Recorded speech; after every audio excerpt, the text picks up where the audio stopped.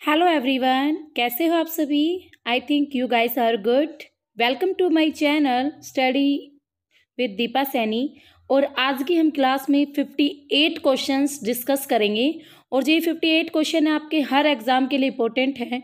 और मुझे पता है अब आपकी प्रिपरेशन चल रही है एचटेट की, जो बच्चे एचटेट देने वाले हैं, टीजीटी लेवल, एसएसटी का टीजीटी लेवल हो या पीजीटी लेवल हो, दोनों ही लेवल्स के लिए आपकी ये वीडियो मोस्ट इम्पोर्टेंट होने वाली है। इसमें काफ़ी डीपली क्वेश्चंस हैं। टीजीटी भी अब आपका कम लेवल नहीं है, वहाँ पे भी काफ़ी क्वेश्चंस ऐसे आते हैं जो बहुत डीपली होते हैं।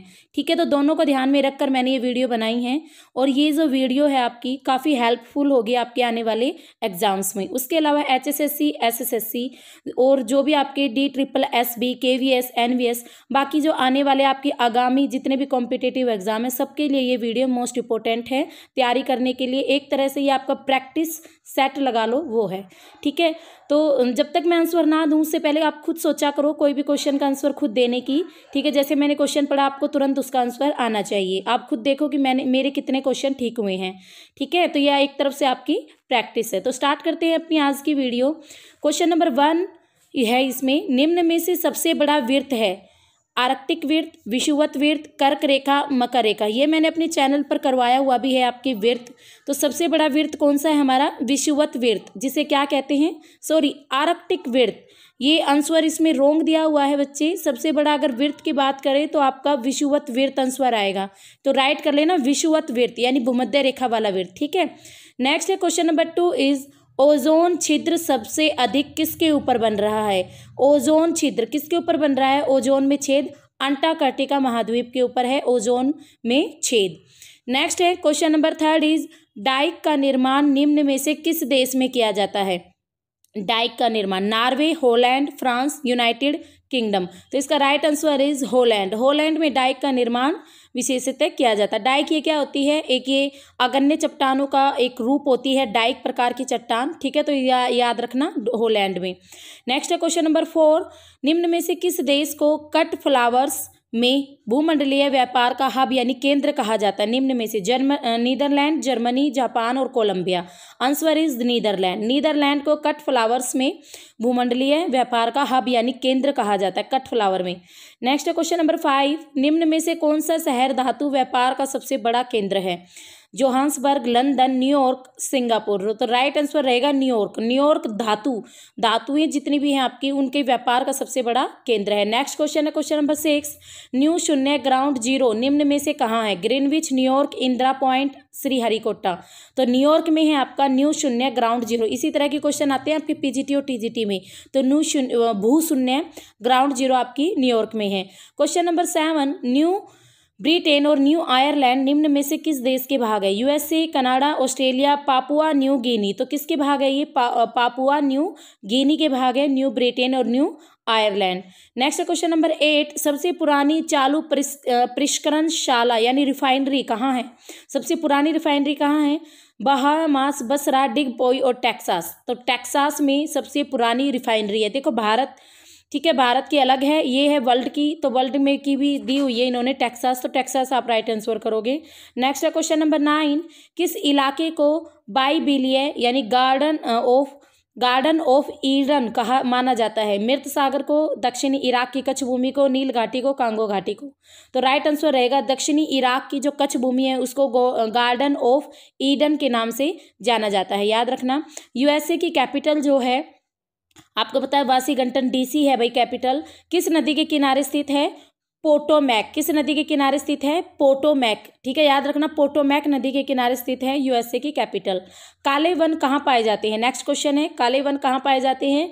फ्रांस में, जर्मनी में, चेकोस्लोवाकिया में, रोमानिया में। तो जो काले वन है आपके जर्मनी में पाए जाते हैं। ठीक है, याद रखना ये जर्मनी में काले वन पाए जाते हैं।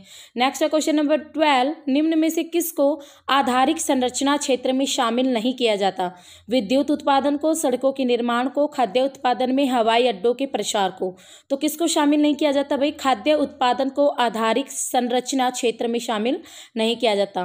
ठीक है, नेक्स्ट है क्वेश्चन नंबर 13, हेल्गोलैंड निम्न में से किस देश का द्वीप है? ब्रिटेन का, जर्मनी का, यूएसए का, इंडोनेशिया का। तो राइट आंसर रहेगा जर्मनी का। जो हेल्गोलैंड है वो अपना जर्मनी देश का द्वीप है। जर्मनी का है हेल्गोलैंड द्वीप। संसार की सबसे बड़ी कंक्रीट संरचना माने जाने वाला थ्री गोर्जेस डैम निम्न में से किस देश में स्थित है? थ्री गोर्जेस डैम चीन में, ताइवान में, मलेशिया में, थाईलैंड में। तो किस में है? चीन में। चीन में है थ्री गोर्जेस डैम। ठीक है, संसार की सबसे बड़ी कंक्रीट संरचना माना जाता है ये। नेक्स्ट है क्वेश्चन नंबर 15, निम्न में से कौन सा देश अपने लौह इस्पात उद्योग के लिए कच्ची सामग्री के लिए अन्य देशों पर आश्रित है? England, Australia, Japan, Turkey. तो इसका राइट आंसर रहेगा टर्की।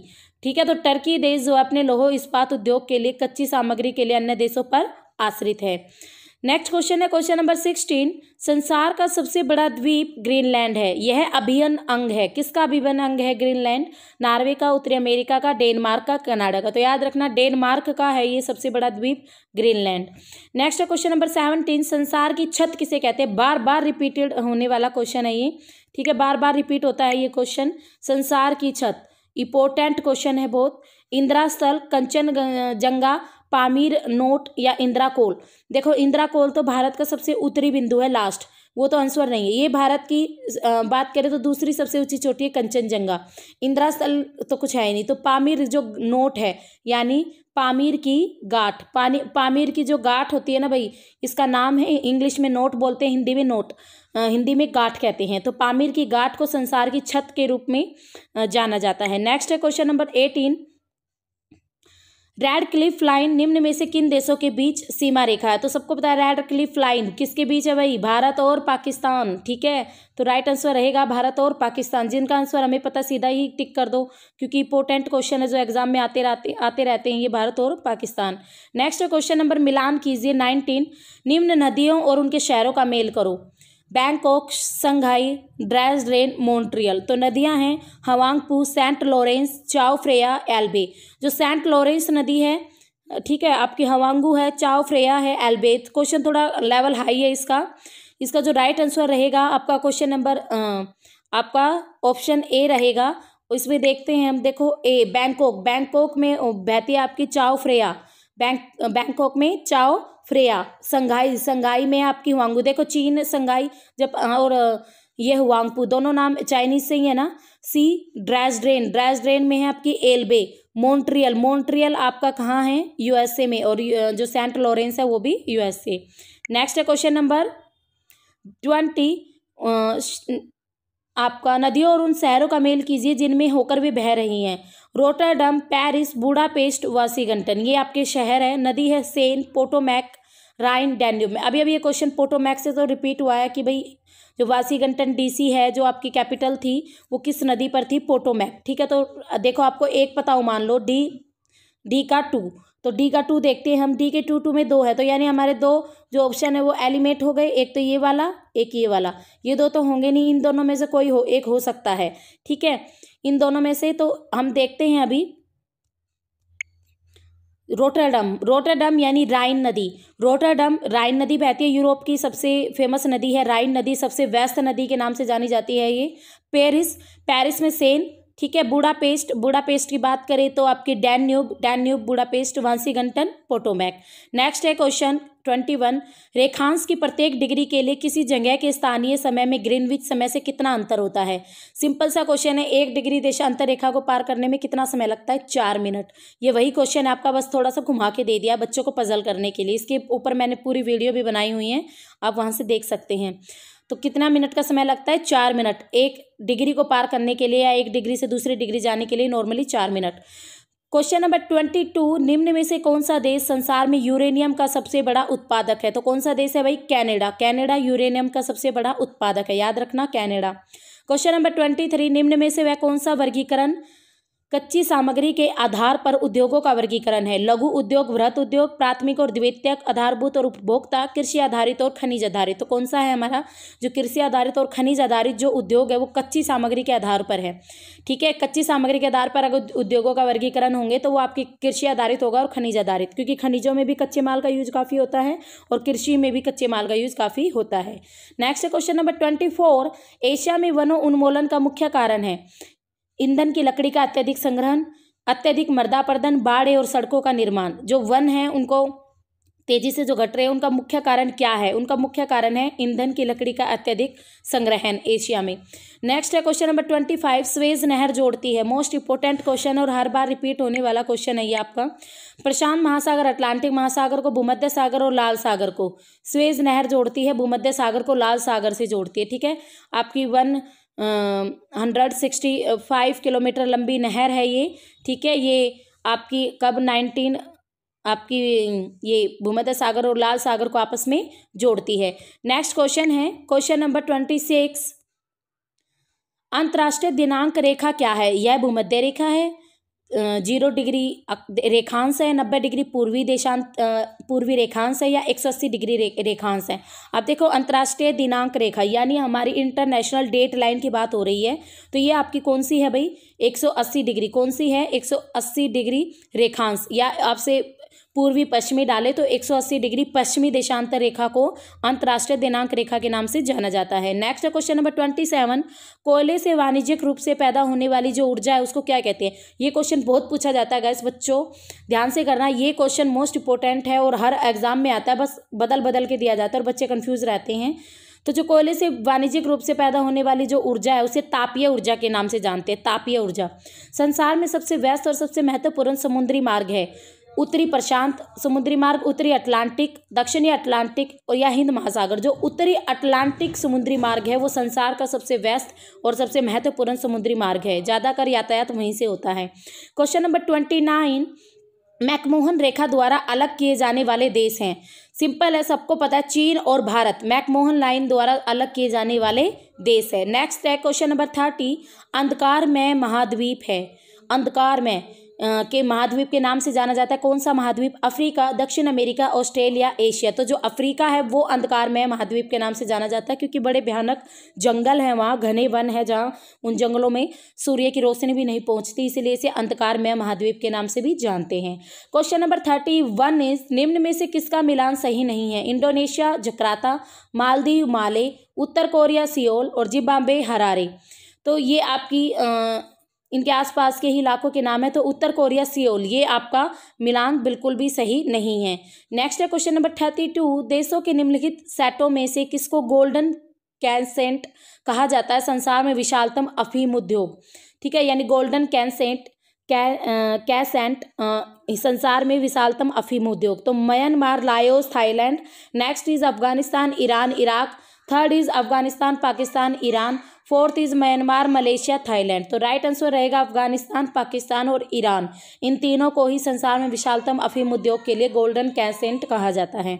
नेक्स्ट है क्वेश्चन नंबर आपका 33, बलतोड़ा हिमनद स्थित है। बलतोड़ा एक बार एग्जाम में पूछा गया था। हिमनद कराकोरम पर्वतमाला में, पामीर पठार में, शिवालिक में, एल्पस में। तो किसमें है बलतोड़ा? कराकोरम पर्वतमाला में। किसमें है? कराकोरम पर्वतमाला में। और इस कराकोरम पर्वतमाला पर ही आपकी K2 जो कि भारत की सबसे ऊंची चोटी है, जो कि पाक अधिकृत कश्मीर में है, 8611 किलोमीटर जिसकी वो है हाइट है। नेक्स्ट है मीटर, सॉरी। नेक्स्ट है क्वेश्चन नंबर 34, संसार में माइका का सबसे बड़ा उत्पादक है। अब माइका अभ्रक को ही कहते हैं, ठीक है, इंग्लिश में माइका कहते हैं अभ्रक को। USA, UK, Canada, Bharat. तो पहले इसमें भाई हमारा भारत होता था, ठीक है, अब भारत नहीं है। अब ये क्वेश्चन गलत है यहाँ पे। अगर ये पिछली बात करें तो उसके अकॉर्डिंग ये बिल्कुल राइट है, ठीक है। तो पिछली बात करें तो काफ़ी सालों से हमारा इंडिया ही मायके में सबसे बड़ा उत्पादक था। नेक्स्ट है क्वेश्चन नंबर 35, अंतर्राष्ट्रीय तिथि रेखा है 180 डिग्री रेखांश, 88.5 डिग्री पूर्वी रेखांश, विषुवत और 0 डिग्री रेखांश। अंतर्राष्ट्रीय तिथि रेखा वही आगे आपका इंटरनेशनल डेट लाइन पूछ रहा है, तो सिंपल आपका 180 डिग्री एक रेखांश। और अगर आपसे पूछे कौन सा रेखांश, तो जो 180 डिग्री है वो पश्चिमी रेखांश, पश्चिमी देशांतर, मैं पूरा नाम बता देती हूँ। पश्चिमी जो देशांतर रेखा है आपकी 180 डिग्री पश्चिमी देशांतर रेखा है, अंतर्राष्ट्रीय तिथि रेखा के नाम से जानी जाती है। नेक्स्ट है क्वेश्चन 36, अंडमान निकोबार द्वीप समूह और निकोबार द्वीप समूह निम्न में से किसके द्वारा एक दूसरे से अलग किए गए हैं? ये मैंने चैनल्स हैं और मेरे चैनल पर ये सारे चैनल मैंने आपको करवाए हुए हैं। 10 Degree Channel, Great Channel, Bengal की खाड़ी, अंडमान सागर। तो ये सारे के सारे मैंने इसमें करवाए हुए हैं और इसका राइट आंसर रहेगा 10 Degree channel, 10 Degree channel. Next question है ट्रांस साइबेरियन रेलवे 8,900 किलोमीटर पश्चिम को पूर्व में खालिस्तान से जोड़ता है।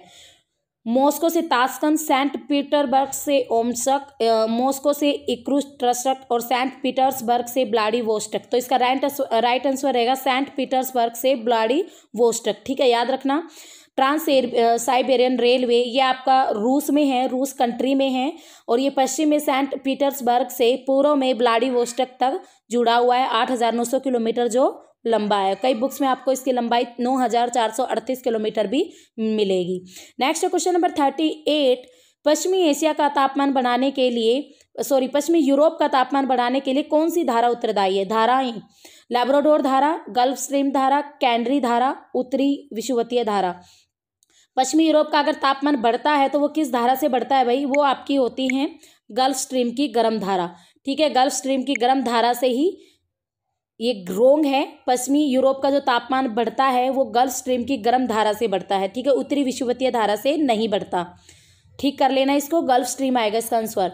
मुख्य मत्स्यन क्षेत्र पाए जाते हैं उत्तरी गोलार्ध में, दक्षिणी गोलार्ध में, पूर्वी गोलार्ध में, पश्चिमी गोलार्ध में। तो इसका राइट आंसर रहेगा उत्तरी गोलार्ध में प्रमुख मछली पालन क्षेत्र पाए जाते हैं। Next question number 40। पूर्वी यूरोप के देशों और रूस को छोड़कर वन के अंतर्गत अधिकतम क्षेत्रफल वाला देश है? USA, Canada, Australia, Brazil. तो राइट आंसर रहेगा ब्राजील। ठीक है, क्योंकि इसने बोल दिया भाई पूर्वी यूरोप के देश और रूस सबसे बड़ा है, रूस को छोड़ दिया, पूर्वी यूरोप के देशों को छोड़ दिया। तो वन के अंतर्गत, वन जहां पर ज्यादा उसके अंतर्गत अधिकतम क्षेत्रफल, तो वन ब्राजील में सबसे ज्यादा। ब्राजील आपका दक्षिण अमेरिका में है और इसी के पास आपके गहरे वन है, अमेजन वन है ब्राजील के आसपास ही। नेक्स्ट है question number 41। Great barrier reef निम्न में से किसमें स्थित है? Great barrier reef most important question है। किसमें स्थित है? कोरल समुद्र में, सोलोमन समुद्र में, बिस्मार्क समुद्र में, आराफुरा समुद्र में। तो ये कहाँ पर है भाई? ये आपकी कोरल समुद्र में है। और जो ग्रेट बैरियर रीफ है आपकी, ये आपकी ऑस्ट्रेलिया के, जो ऑस्ट्रेलिया महाद्वीप है ना, ऑस्ट्रेलिया महाद्वीप के पूर्व में है, ऑस्ट्रेलिया महाद्वीप के पूर्व में है। और क्वींसलैंड तट पर उसमें केवीएस में एग्जाम में एक क्वेश्चन आया था कि जो ग्रेट बैरियर रीफ है ऑस्ट्रेलिया के पूर्वी तट पर है, वो किसके निकट है? तो क्वींसलैंड ऑप्शन में था, तो क्वींसलैंड के निकट है। ठीक है, 1900 किलोमीटर ये लंबी है, 1900 किलोमीटर लंबी है ग्रेट बैरियर रीफ। तो एक क्वेश्चन में आपके 4 क्वेश्चन कवर अप हो गए। नेक्स्ट है क्वेश्चन नंबर 42। मिलान कीजिए। एक तरफ आपकी कंट्रीज है ऑस्ट्रेलिया, चीन, फ्रांस, वेस्ट इंडीज, और दूसरी तरफ है प्रभजन, हरिकेन, विली विली, टाइफून, मिरिस्टल। मोस्ट इंपोर्टेंट क्वेश्चन, और एक ही क्वेश्चन में 4 क्वेश्चन कवर होंगे। ठीक है, ये क्या है? ये आपके तूफानों के नाम है या हवाओं के नाम है, और एक तरफ आपकी कंट्रीज है। अब देखो ऑस्ट्रेलिया में क्या कहते हैं भाई तूफानों को, यानी चक्रवातों को? विली विली जो कहते हैं ऑस्ट्रेलिया में कहते हैं। चीन में क्या कहते हैं?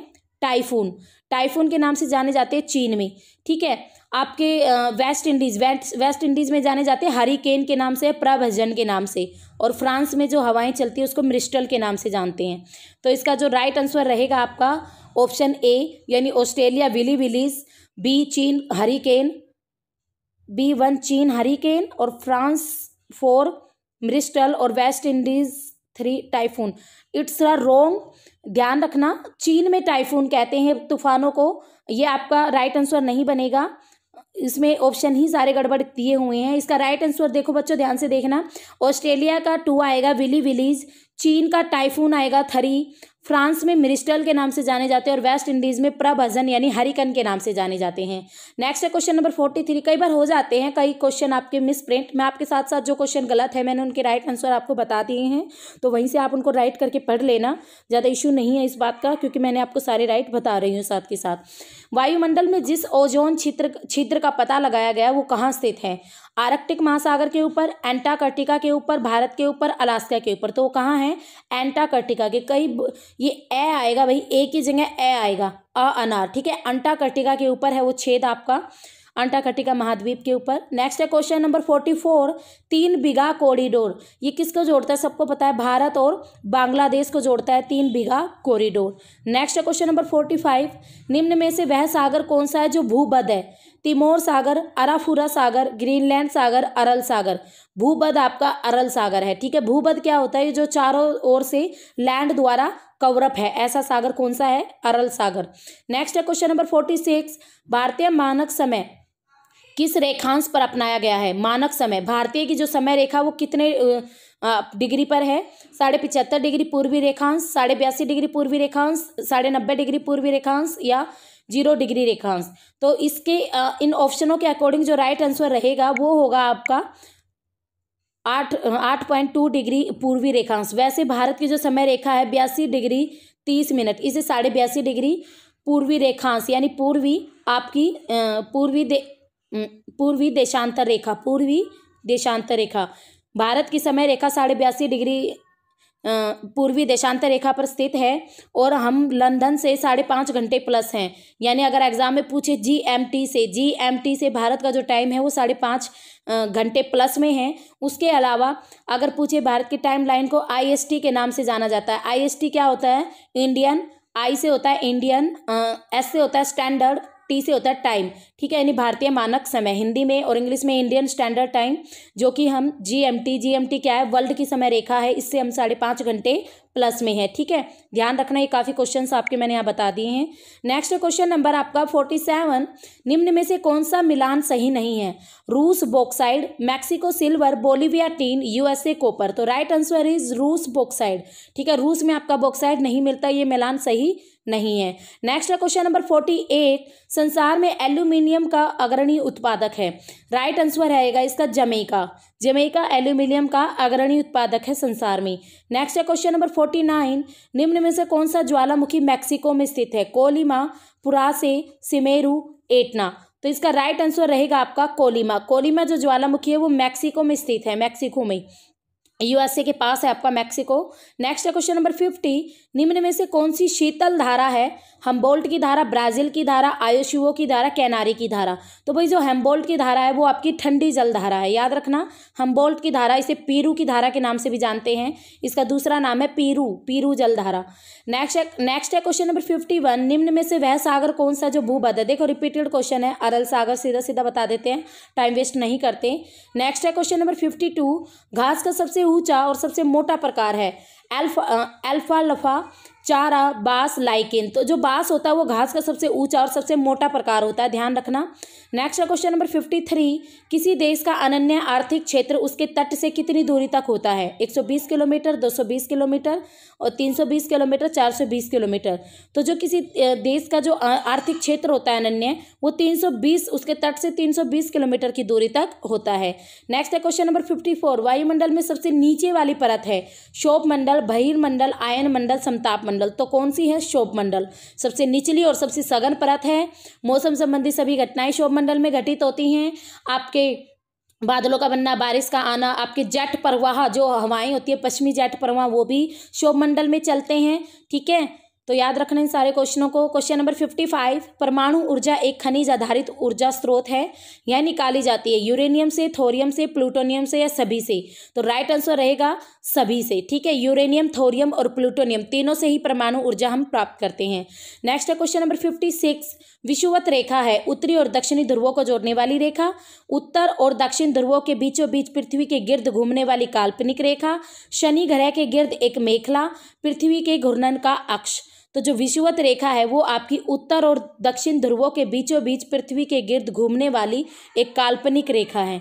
नेक्स्ट है क्वेश्चन नंबर 57, तुल्यकाली उपग्रह पृथ्वी के गिर्द घूमता है पूर्व से पश्चिम, पश्चिम से पूर्व, उत्तर से दक्षिण, दक्षिण से उत्तर।